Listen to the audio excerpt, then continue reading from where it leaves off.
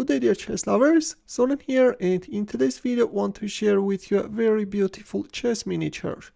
This game was played between Tony Magee and Cliff Aker back in 1981. This was a correspondence game, and let me tell you that the players are little known, there is not much information about them. But nevertheless the game is going to have a fantastic finish, that's why feel free to watch up to the end. Magee opened up with e4, to which Aker answered with e5. f4, white goes for the razor-sharp king's gambit. As you know, this is one of the oldest documented openings, as well as one of the most popular openings until the late 19th century. Bishop c5, king's gambit declined is on the board, the classical variation. By developing the dark-squared bishop, black wants to emphasize the fact that white has weakened his king's side. Knight f3 d6, knight c3. c3 is a popular alternative with which you want to establish a classical pawn center, but in the game we have knight c3, knight f6, bishop c4, knight c6, d3, knight g4. Black is hurrying to make use of the fact that with f4 white had weakened his king's side. Is emphasizing the vulnerability of the f2 square, but this is not the best continuation. Playing e takes f4, and then for example castling kingside is a better try, but in the game we have knight g4. In return white played knight g5, attacking the pawn on f7. Black castled kingside. Well look, for example bishop f2 check won't give you anything, white can just play king f1.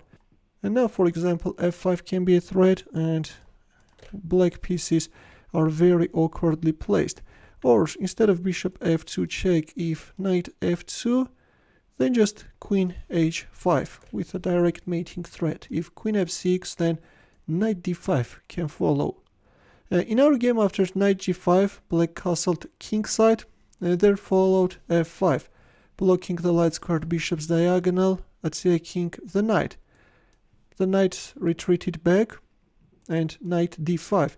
White is of course playing very actively and has great attacking chances. The queen's diagonal is open, and at any moment it's ready to jump into the attack. With knight d5, white actually wants to lure away the defender. h6, knight takes f6 check, queen takes f6. Now the knight is hanging, but instead of thinking about moving it back, Tony Magee made a very aggressive h4 move. The knight is untouchable because black will suffer either heavy losses or black king will get checkmated, right? In our game after h4, black played knight a5 with the hope of at least getting rid of this light-squared bishop, but with a fantastic combination, white finished up the game. Please pause the video and try to find white's next moves. Ready? Here we go. In here, Magee played knight h7, and after black accepted the piece sacrifice, played bishop g5 and forced a resignation. Black queen is trapped. If h takes g5, then h takes g5 is winning. A very beautiful winning resource, right?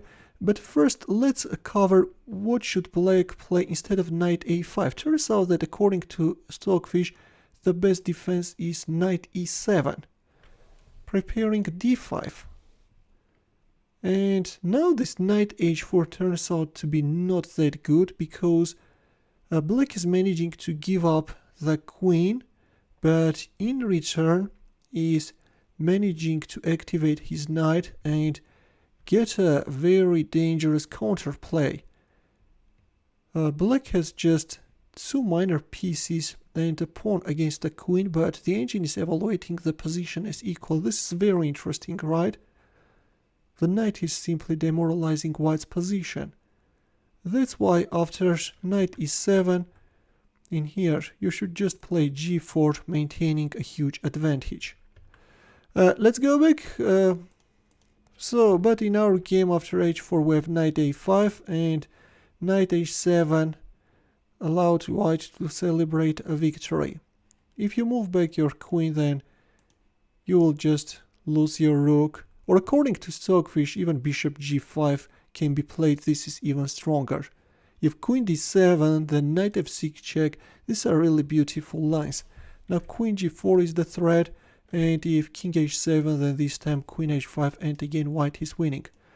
But would like to suggest to take a look at the final knight h7 move once again. Knight h7 and then bishop g5, and this is how Tony Magee won the game. So this is it, dear chess lovers. Hope that you enjoyed the game. The attack followed by a final combination was really nice, and feel free to share it with your friends as well. Let them know about this beauty. In the end, a simple chess puzzle for you where the task is to win with the white pieces. As usual, we'll wait for your answer in the comment section. Thanks for watching. We'll see you in my next video.